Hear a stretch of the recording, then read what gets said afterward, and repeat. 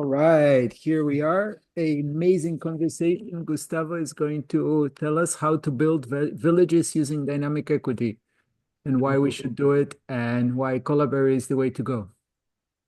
Before going there, which of course I will, I'm just curious about Serenity, Nicole. I've read on LinkedIn this is your new initiative. I would like to understand a little bit more about what is the vision of the project, or are you planning to become Serenity in the long term, but also what are your priorities for this first quarter in this year? Like, what are you building? How many peoples are you? How are you organizing this forward? Yeah, so not so new initiative. It's about 5 years old by now. Uh, it's been a journey, of course, to create a project that shares different like village insights, education for those building and seeking to live in different regenerative villages. So sometimes that work has been combined with other startups like Regen Tribe, which Victor knows and is actually the reason I've been able to meet you in person, Gustavo. Um, and right now, Trinity functions as a publication mostly, sharing things like topics on how to build shared ownership models or how to track contributions. So this topic today is really fascinating to me. So I'm super excited to hear about that. Um, and yeah, now working with different people, including Victor as a mentor on more like longevity smart villages. So that is the physical land project that maybe he's mentioned to you that you're inquiring about right now. Nice, amazing. So yeah, maybe Victor, it makes sense for you to talk a little bit about what are the problems of starting up not only an eco village, but maybe any project around when we don't place the right attributions to measure and distribute people's contribution, or at least to put it in a cap table, to put it in an Excel sheet, how much people are contributing to a project, to a community, to a new company, and what are the risks in doing this without the proper care from the really beginning. Yeah, so I think it's something that's probably always existed, but has become a vicious problem in a world where we work fractionally, part-time. Oftentimes we're not paid cash by the project. They start contributing only our efforts. This is a completely different reality from the equity system. I mean, the current company system was designed, perfected, and polished about 150 years ago or something. Companies are 300 years old or something. Fun factoid, East India Company, the first stock corporation in the UK, required an act of parliament, right? The actual government had to write a law to allow it to exist. It was just not a thing. Now you can do it much quicker, but the system is designed, right? We start a company, you and I, we sit in an office, we work full time, we're both working really hard. Okay, we're both humans, half, right? Easy. But in a world where we're all working on 3 projects, 5 projects, 1 month we're busy, 1 month we're less busy. You know, 1 week I put in one hour, next week I put in 60 hours, and vice versa. It just doesn't make sense to pre-allocate equity. And no matter what pre-allocation you come up with, sooner or later, somebody will feel it's unfair. Because if you're not tracking, right? I mean, okay, this month I did 1 hour, you did 60, maybe next month, but like after a while, you just don't know. And sooner or later, somebody feels it's unfair. Also, having this fixed split is really, it makes it very hard, if not impossible, to bring in casual collaborators. All of us have friends who have a lot of experience, expertise, who will happily work an hour, 5, even 10 hours on a project that we care about, right? But like, okay, I can work an hour on my friend's project, 5 hours, but when it becomes 10, 20, or 2 hours every week, I would like to, but doing it entirely for free for volunteerism, when they're going to get some money out of it, it just stops making sense, which blocks a huge amount of ability for energy to flow to projects. Also, the fixed split, it's not motivating, right? If I work more, my stock split doesn't change. So, yeah, I mean, I think those are the huge reasons. And because we're moving to a world of flexible collaboration, because we are all fractional, we need a different system, one which is dynamic and shifts and reflects our actual contribution, and one also which is designed in such a way that it energizes us and motivates us and that we feel rewarded. And I think there needs to be two parts of it, not just like, oh, I get more money eventually, because we know that these projects could take a long time and all of this, but something that, recognizes, oh, yes, you worked a lot this month. Thank you. You're a great contributor. What do you think, Gustavo? Yes. Well, so if I may add to that, specifically in the realm of like land-based projects, when it comes to ownership, there is a lot of what we call like invisible labor that helps make land projects happen. And if we're trying to achieve the aims of like building a more equitable world and building something socially regenerative as much as it is ecologically regenerative, we also have to consider that there usually are a lot of casual collaborators that arrive at land projects and do essentially work trade for like bare minimum of like a room and board, shelter and food. And there is usually a blockage that village founders face when they want to invite people to collaborate on a deeper level. They want people to feel like they have ownership of the space that they're in, so that they can actually like build a sculpture, build a water catchment system, like renovate a room, because there's actually a gateway into ownership, or a gateway into what they have to barter, which is usually like skills or time, or even just simple physical labor, that can still be traded into the system, and you can then be reciprocated with value based off of your like passionate contributions to a village project. So building community should acknowledge the fact that a lot of projects and companies have been built on like invisible labor of like interns and like essentially trying to avoid any sort of like slave dynamic or exploitative dynamic, is also like high on the list of like why we need structures to track contribution. Amazing, guys. I'm going to jump in on the concept that you introduced, Victor, about flexible collaborations and an enabling system where we can dynamically distribute the cake, right? Because if we're talking about ownership and if we're talking about equity in the traditional world you mentioned, it's like we register a company, so 30% to Victor, 40% to Nicole, and the rest 30% to Gustavo. But maybe I just disappeared 2 months after we registered, then I still are holding 30% of the rights of whatever we build there.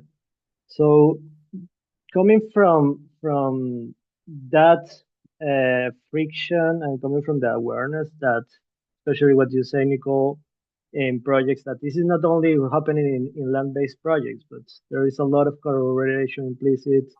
I read a LinkedIn post recently by a friend of us, Bart, like he's a weaver and he's supporting a lot of projects around his networks, where it's really hard, right, to trace their contributions and to reward them back. So this is what we're building in CollabBerry, is a system of attribution. It's a system where any projects can measure in a peer-to-peer way through 360 assessments what is the work, the effort, the times that the people that they're working with are giving to the project. There are other inputs in that, like, hey, this was more designed for example, technology startups, right? Like, hey, we are a small group of people, maybe software developer, maybe a marketing specialist. In the market, we have like certain market rate. Like a blockchain developer, for example, may worth 140Ks a year, while a marketing guy will worth, I don't know, 80Ks, right? But guess what? Maybe the company doesn't have the node funds to pay this value to those people in that way. So according also to the cash flow that the company can have, they can reduce their monetary compensation and make an agreement that the rest of them, they will receive it in this, let's call it for the moment, equity tokens, right? To reach the equity level, we need to, or the ownership level, we need to overcome certain barriers that we are all talking in the legal aspect, because ownership is still a concept that is owned by the traditional jurisdictional system, where the ultimate conflict will be arbitrated by a jury in terms of who owns that. But coming back to the accountability layer, our protocol measures the assessment of the people that are working with you, your expected market rate, the difference with actually the monetary compensation that you are receiving, and not only, there is also how much experience you are gaining with this company. Like there is a multiplier that can increase month per month, because it's not the same a collaboration that just lasts a couple of months regarding a collaboration that will last for years, right? So with now jumping into the details, and what I just want to explain here is, like, there is this protocol that takes as an input these really meaningful values, meaningful variables, better say, to then aggregate them all into a final number, a final token, a final point that can then be translated not only into equity or ownership, but also can be translated into future, just directly future benefits over a project. Or you can say that these tokens are just labor that we're giving in a sense of a loan. Or you could also give rights to whatever this project is developing. In the case of lands or community-based projects, I'm just thinking about TDF, how they managed to transform the ownership concept into this token, just to give people rights, to access them to the project facilities.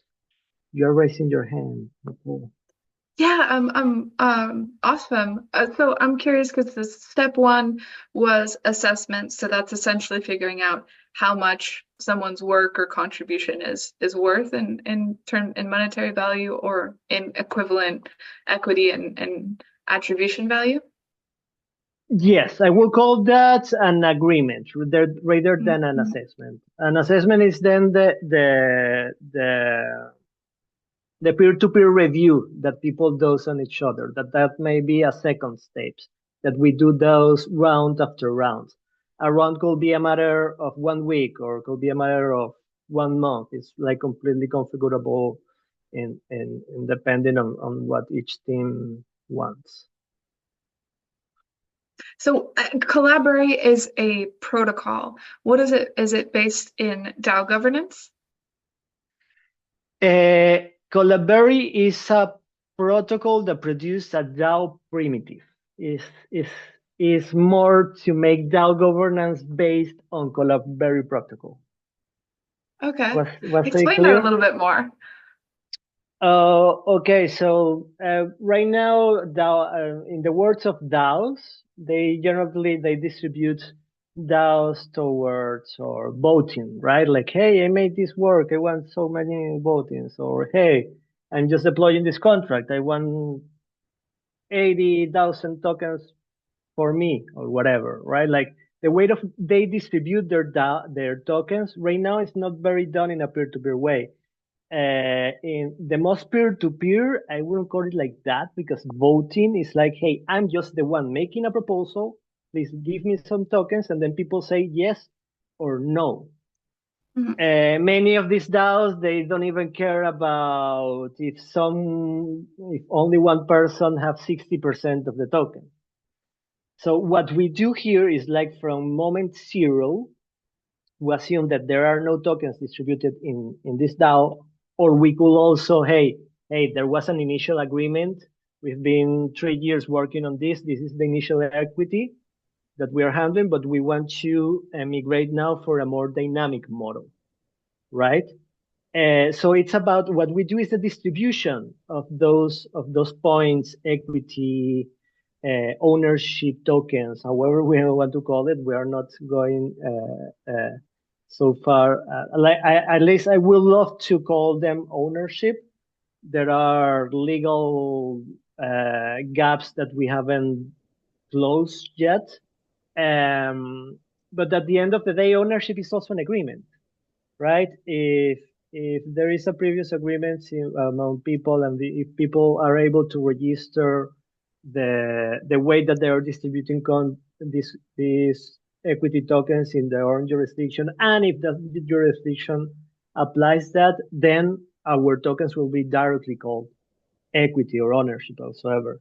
We are working, this is in our roadmap, probably for late this year if we make it, in finding some way of a more standardized way in which we can also provide this legal backup to our customers. But for the moment, we just provide this.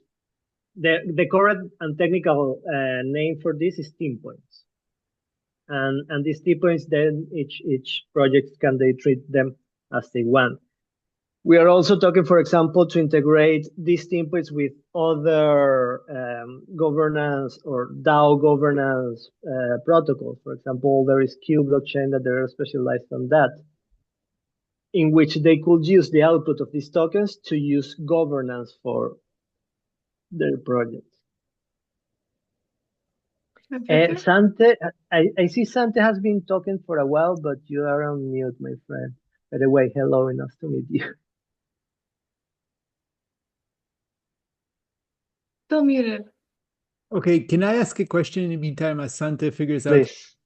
So you said it's you work with team points and then you can use them whichever way you want, which means you don't have to, you can split ownership or claim on economic claims and governance, right? It doesn't have to be together.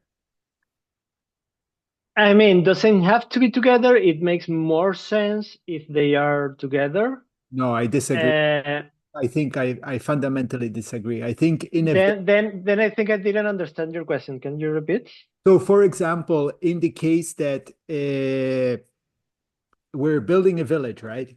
We have a core that's driving the project. They are focused. They need the decision-making power. I don't want a committee of 50 people voting on important things in the project, right? So I want to keep the decision-making within the project team. I'm talking about the village building process. Once the village is operational, it's different. Then you want everybody involved, right? But in my mind, it's a completely separate beast, completely different organization that builds a village from the one that lives a village. So I understand when you're living, everybody engaged, everybody's voice, all of this. But when you're building, you need to move forward. You need a team that has decision-making power. You don't want a rule by committee. So I think during that time, it would be useful to have the team has the governance, but the contributors, the many contributors, they have a claim on the economic, whatever way it's calculated, but on the economic value that's generated. Does it make sense? I mean, first tell me if it makes sense or not, then you can tell me whether you agree or not. I mean, you introduced two concepts there. First was the concept of governance, like in the village building context. The way that operations are handled are very different in the ways that finance or the funding of the whole projects will be handled. And there, I mean, I'm personally speaking, I'm down for each person, each team, each group, they handle their best own way of governance. Personally, I don't like token voting. For me, token voting is the worst form of voting Exactly. or form of taking decision that can exist. Exactly. Right, but people likes that, and if people likes to base their governance based on the tokens that they are earning through their sweat, which is what we're doing, good for them. We don't mess with that, okay? And this is my point. Like these team points can be used for many things. In the village building case, and again, this is coming from my personal bias, because I also participate in the design of the traditional jeans factory token economics. I see that as a very nice utility token for having access and to enjoy the facilities there. Also, because in terms of land ownership, and this is again a personal statement, I think like land should own itself. We're just stewards with more duties than rights when we're talking about managing land. But this is another story. But for example, in the case of, and I think it was you, Victor, mentioning that today. What about or little group of people that just they gather together because they want to manage and execute a festival? Okay, let's build up the festival with these attribution mechanisms that we are providing in CollabBerry. Then at the end of the day, the festival had a revenue of $5,000, and then we do the split of these $5,000 according to the amount of points that the person participating in this project actually have, right? This is when I'm saying that yes, it makes sense to link the distribution of future benefits based on the amount of team tokens that each person have in a CollabBerry team, or in a team handled with CollabBerry product, with the CollabBerry tool. Does that make sense, Nicole? It seems like.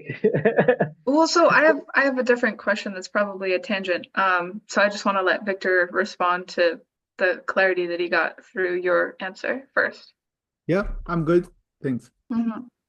Yeah, my curiosity is like when they are awarded tokens, the protocol like allows for them to be awarded tokens like owned by the group, or is it like tokens like essentially distributed by CollabBerry, these team points? Also, how do they relate or translate into tokens? Okay, so the protocols works by rounds.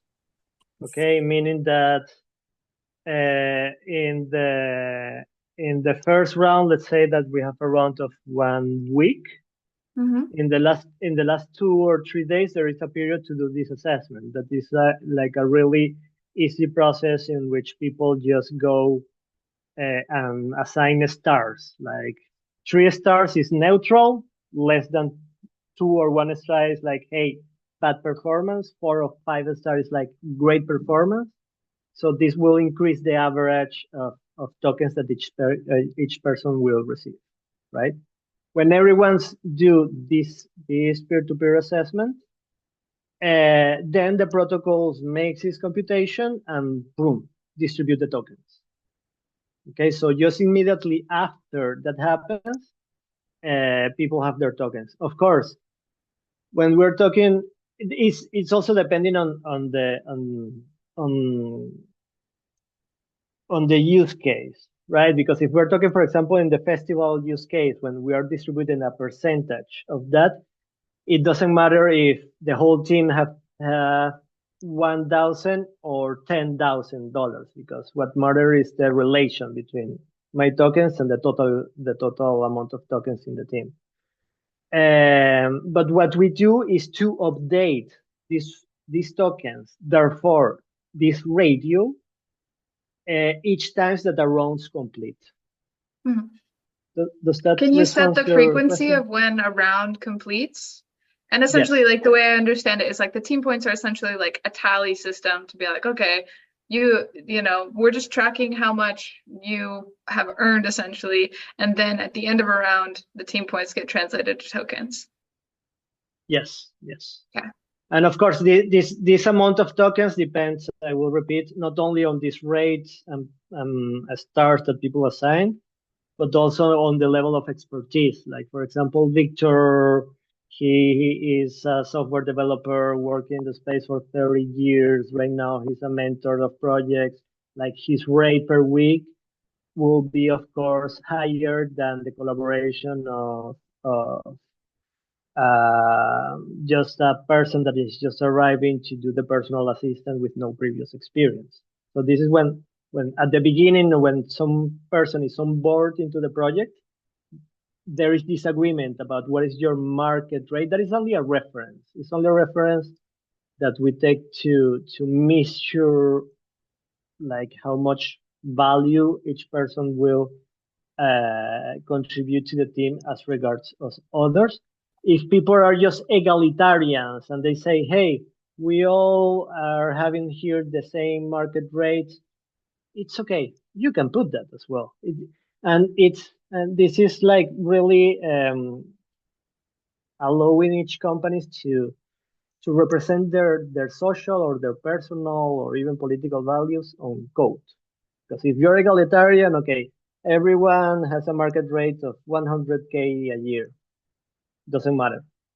But maybe with, hey, we are more equalitarian, right? Like equalitarian in the sense like, yeah, we prefer equity over equality, meaning that each person will have different experience, different skills, or each person will be actually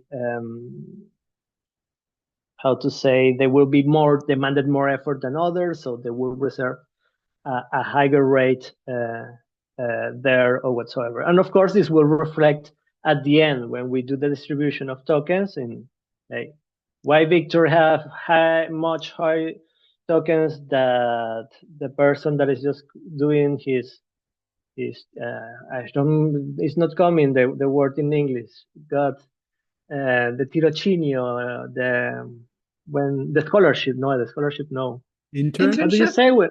Internship. Yeah, Mhm. right. Yeah, Thank you. definitely. Cool. So forgive like the really naive question that's about to follow, but There's no when naive question, no, for sure, Nicole. for sure. When you're like wanting to implement a protocol, how do you connect it to the governance setup? Like you do you install it as like a plugin? Like just wanting to understand like the technical execution. I mean, you're talking about token-based governance. Then. Yes. Okay. Yes, it might be kind of a plugin. Yes, a plugin that is not available today, but is in our roadmap to implement. And Cool. again, there is like, what kind of governance do you want? You want a one token, one vote, or you want a quadratic token systems, or you want maybe not quadratic, but another strategy there? Because even in token voting, there are so many options. Like, what those people want? On governance, we can talk a lot as well, but maybe it's not the scope of it today. But I'm curious if this is one of the main utilities that you will be interested on, Nicole. Okay, yeah. Super curious about like, I guess, the phase of development of CollabBerry and like? Yeah, for us, like right now, maybe we are wrong here, and I'm personally the one pushing more the team to solve the thing. For us, the most important thing to cover is the legal part. How to enable teams to, hey, I'm actually having this equity over the project. Therefore, I have rights that will be even defended in a jurisdictional way. And by doing that, you also kind of to resolve the governance things in the same way, because again, the governance can be benevolent detector, can be sociocracy, can be one token, one vote. And these are things that when you do the legal registry, it's part of that. Then, like this question about that plugin for the governance is like, it's really easy to solve, to be honest. It's not our assumption that it's what our clients have right now. We're still in the traction mode. Like we want to bring a lot of traction to the usage of this protocol in order to validate that it's actually something that people want and need. So then we can scale up our products, go to a proper business model, and so on. Right now, we are just offering this protocol to any group for free. We are really advising to projects in the early stage to start measuring what people do. Because also, and this is also from my personal experience that I've been doing entrepreneurship for many years, and I've been there like at the beginning. No, yeah, it's okay. Yeah, you more or less. I don't less. I don't care. Or you don't care. But then there will be a moment in which people care, and then will be a moment in which people start to bring the dirty things that we didn't treat in the past for us. So All right. what we're doing is preventing conflicts that may happen in the future. And that Will for me happen. as a Will happen, will happen. that will happen. And Yes. even if it, and I've seen this always, and it can go from just general dissatisfaction, it doesn't feel fair, all the way to I have friends that have spent 5 years in court or more. Like, really, Mhm. it's hard to appreciate, I guess, maybe because we're more easygoing or less money focused, or I don't know, but it can get really ugly when it gets ugly. Yeah. Yeah, and I think even just towing the line of like we're also working on these kinds of contribution systems that works for the community that I live in. It works both ways. It's like proving to others how much you've done, and then also using it as and when to know when to like okay, you've given enough. This isn't as applicable in like high startup situations, where like everyone gives as much as they can because you're really like gung-ho to make a project succeed. But so that also is when like this kind of a direct connection to equity is really important. So I'd be really curious. And actually, I think you mentioned something that I was going to give you as advice is like to not wait until like the whole technological side of the protocol was built, but to start like consulting now projects to do it sort of manual, because that's what they always say, like do what can't scale in the beginning, so that you can build that kind of like expertise and repertoire, and then formalize it into a software protocol. So Yeah. tell more about that. So you're consulting different projects right now to set up this kind of contribution tracking protocol. So this is in my plan, absolutely. Yes, the short answer is yes. And I think the long answer as well is yes. In the sense that I've jumped to this project a month ago. This last month I've just been like digging deep into the blood and the heart of the protocol itself. Like right now, my market, my long hanging fruit market is crypto people. Basically because people, this is an industry or a market that they have the decentralization ethos really pretty well encoded. They want fairness in the systems in which they distribute and share ownership. So, and that's where we are going so far at the moment, and it's going pretty well. Like in 1 week, in less than a week of launching the protocol, we had around 15 projects that are already onboarded and using it. We need to see how long they will actually use it. And for the next 2-3 months, as well. Also because there are many initiatives in the crypto Web3 world based on public goods, which public goods are basically those goods and services that everyone wants to use, but no one wants to pay for. Which is right now our approach.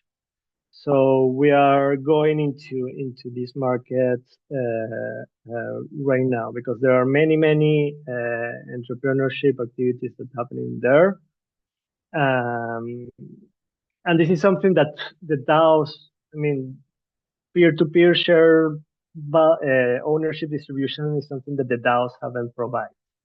So we are bringing in a niche of people that have been in the DAO world for a while, like. We know that this has been a problem for them.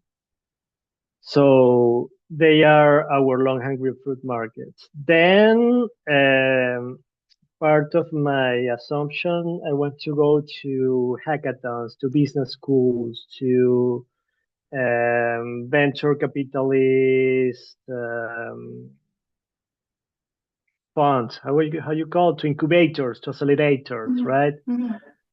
To those spaces where new projects are being incubated, because that's the most easy and approachable client for us. It's more easy to go to a project that is just starting to build up than going to a project that has been with their equity distribution system already established for years, right? Still, it's a lot of things that I need to research, to discover, to approach, to learn. Well, I think eventually you could also, I mean, much later on, approach those kinds of people that you mentioned last that already have an equity strategy, which is sometimes just like a hack job system that like it works, but maybe it only works for a few. So also like equity deconsolidation, like equity, like true like equity distribution systems for you know, projects that don't currently offer everyone a chance to like have a shot at ownership but don't know how. Like they're like, we know for sure we can offer equity to these people. We like, this is a little bit more of a gray area. But awesome. Love the focus. And for crypto, there's so much movement in the crypto world of like people now using crypto to represent like basically backing their crypto with like land-based projects or with citizenship to a network state. So there is like something actually tangible available to people by being the ownership of like by being an owner of a certain currency. Absolutely. Yeah. I mean, crypto itself is challenging the basic concept of what we think is ownership, right?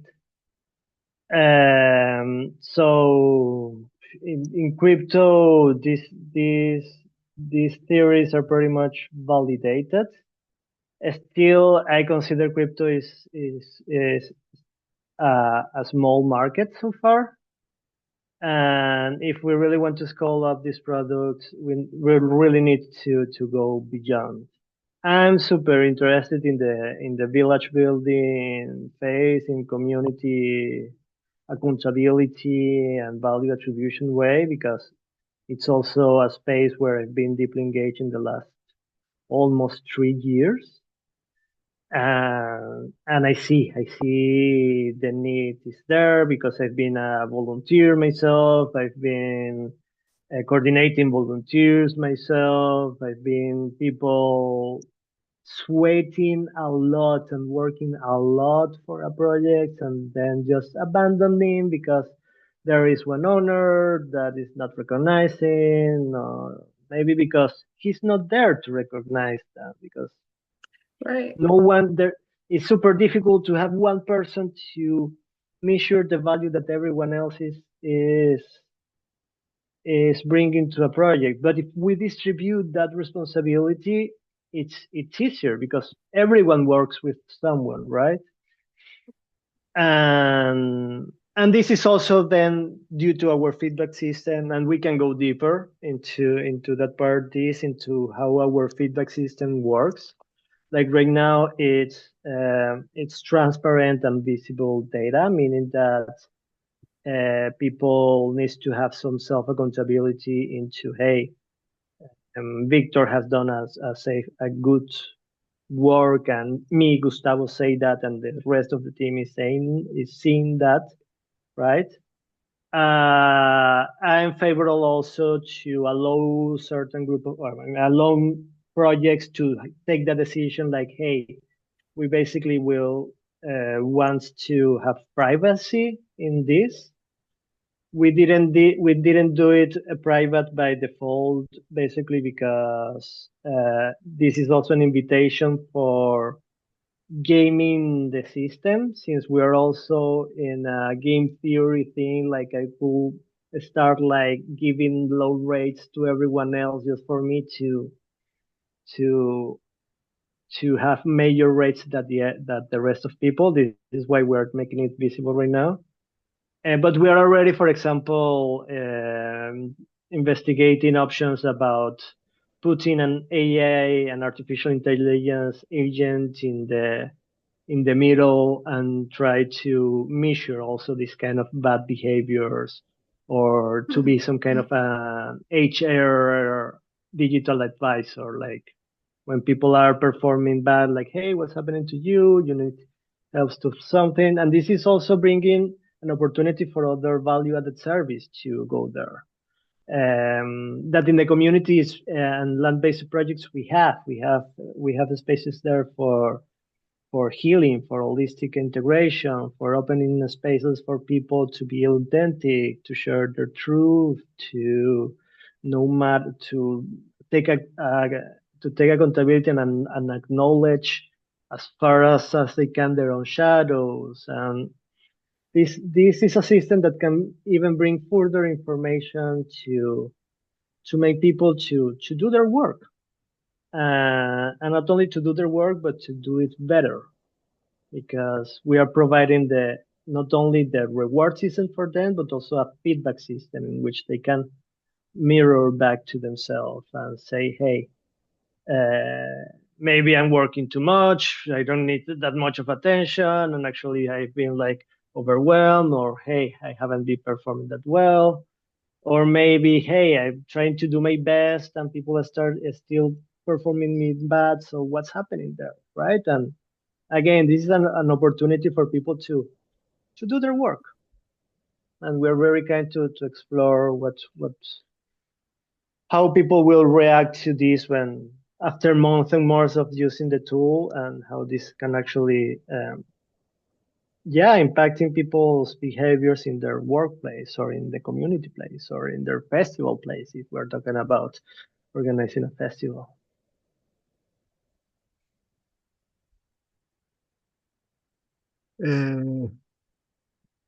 Cool, really amazing. So I think with the public feedback, that's going to be really interesting and very culturally sensitive, because it's very different in different cultures of, and definitely also power distance, right? In large percentage of human cultures which are high power distance, there's no way you could ever give a low rating to your boss, right? So it'll always be 5. Are you looking at in terms of go to market? Because AI is all nice, but AI is later. Are you providing hand holding and training and support for the initial organizations adopting this? Because to me, I imagine that, well, I don't have an experience with dynamic equity directly. I have a lot of experience with trying to get teams to do time tracking, and it's one of the most annoying and funnily impossible things in life. Task tracking being a close second. I've usually managed to get teams to do task tracking eventually. Time tracking, uh, and it's because it's about building a habit and really Yeah. baking the use of the tool into the work processes. And this has been my big learning in life with task tracking. It almost doesn't matter what the tool is. You could really use just a Google spreadsheet if you have, and it's part of people's personal workflow, it's part of the team workflow, if you have good processes around it.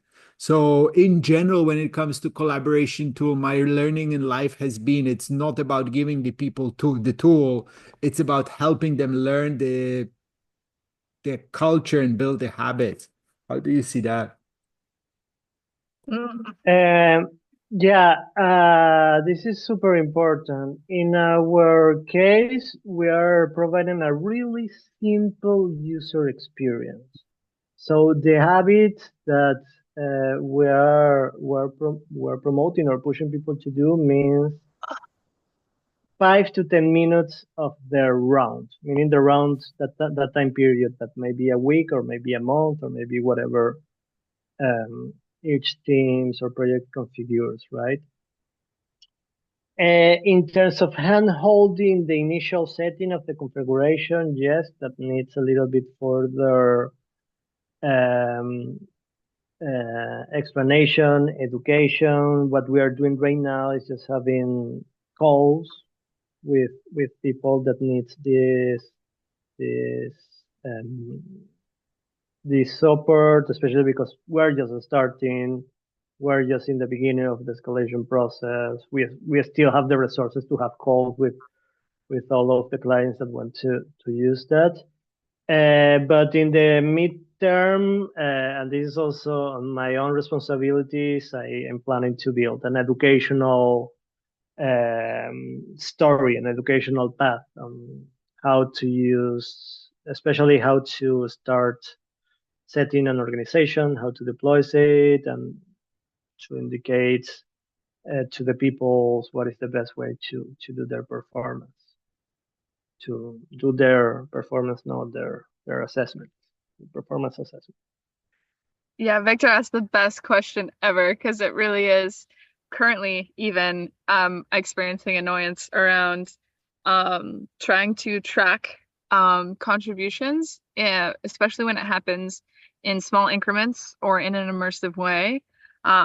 Like specifically in the context of community building, it's like quite difficult to accurately track when there's very blurred lines between like I'm just having a conversation and then suddenly we're talking about how to make things at the community better and it turns into like a strategy discussion and then we start talking about personal things and then we go back and so there is like specifically about people like in person, of course, like when you compartmentalize like your working environment with your living environment, and you separate the two, it's much easier. When what you're working on is something that is a place you are also staying at or constantly involved in managing or contributing to, there is that like it just becomes a nuisance to track every small thing.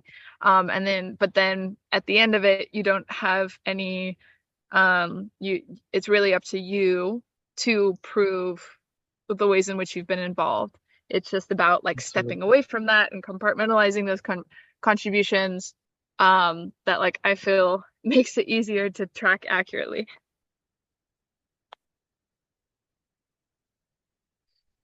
Yeah, absolutely. And again, I mean, here each teams, like for example, track contributions or performance indicators and so on. This is something that our platform is not providing, at least so far. Like these standards methods of evaluating who's doing what. Each organization, they know how to handle that. I see CollabBerry in the future going further and being also a place to input performance indicators or being a place to input tasks, or if we are not doing that, like to integrate CollabBerry with other platforms that are already doing that. Everything is possible. Right now, again, is make it as simple as possible. It's just a star-based system. 5 stars means great job. And something that I haven't mentioned in this meeting, we are only having two verticals of measuring performance. One is measuring this assessment. Sorry. One is on performance, like what is the performance of your work? How perform have you been done? Have you been committing to your goals, delivering your deliverables, and so on? And that again is just from 1 to 5 stars. And then there is another indicator that is the cultural, right? And meaning the vibes of the person, how pleasant it is to work with this person. By default, the weight of these are 50-50, meaning that it's worth the same. But this can be even modified uh, if an organization wants to give a different weight to performance, work performance, and culture in the organization, let's say.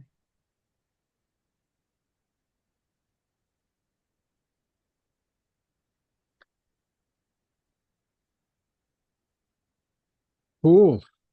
Sante, you joined. Are you able to unmute yourself? Do you have any questions? I mean, I guess probably better you will catch up on the call.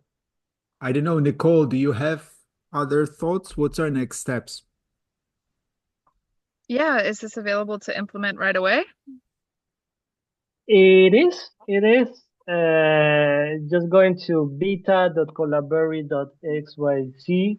It requires a crypto wallet though, right? There is no email or Google login, is there? Correct. It requires all users to have a crypto wallet. There is only one network fee that is charged, which is less than $1. It's in the Arbitrum network. So if you guys want to try it out, the next step, I mean, we can also have a call that in where I will handhold you guys into how to set each of the parameters. If you need some ETH, I can send you some ETH to sign the transaction. But yes, it's pretty easy. I think I can share also later what is the communications where we communicated out the launch of this beta where everything is explained there. Cool. Yeah, make sure. I think you, yeah, just can share the link. Maybe you already have, but I'm occasionally blind to certain communication. So, yeah, and I know Victor's recording this call, so just to like repeat where people can go to find CollabBerry.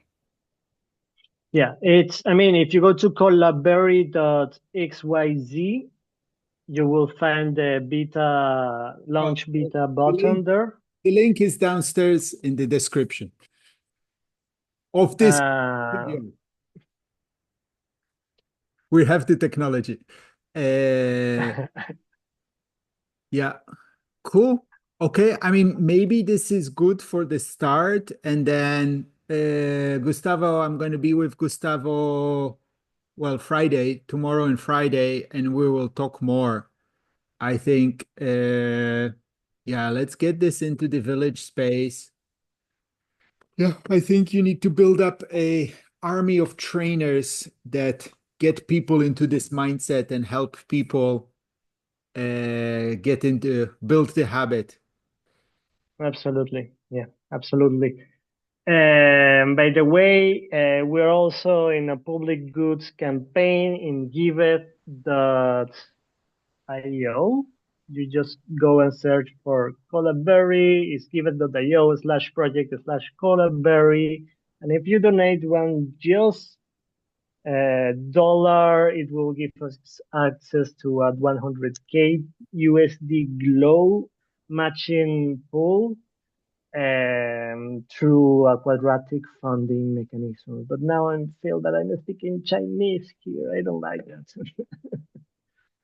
Anyhow, just very cool Web3 tech that is giving financial access to a lot of cool projects. And we are one of those. We just need the support for the community. Brilliant. Cool. Are we good for today then? Yes, other than apologizing